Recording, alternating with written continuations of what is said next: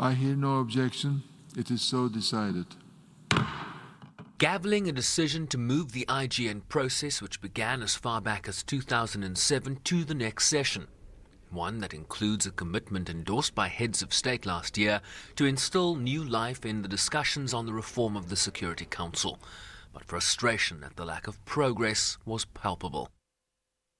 To this end, genuine text-based negotiations should commence, as this is the only way to achieve the commitments made in 2005 World Summit Outcome Document and the UN 75 Declaration.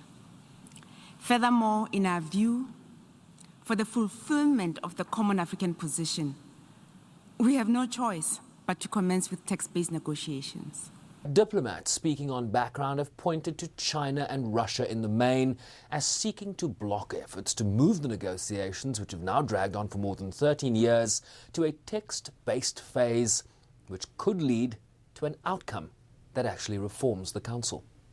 How are you? I'm good. It's a frustration that Germany has spearheaded among a group called the G4, which includes Brazil, Japan and India, that all seek permanent representation in a reformed council.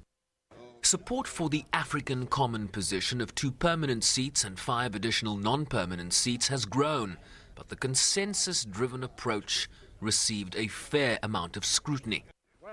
With the credibility of a council last expanded in 1963 at stake. The lack of permanent African representation and underrepresentation in the non-permanent category of Africa adversely affects the Council's ability to adequately address matters of peace and security on the continent. It is therefore of fundamental importance that we address this historical injustice. The 76th session of the General Assembly commences on September 14th. Sherwin Bryce-Pease, SABC News, New York.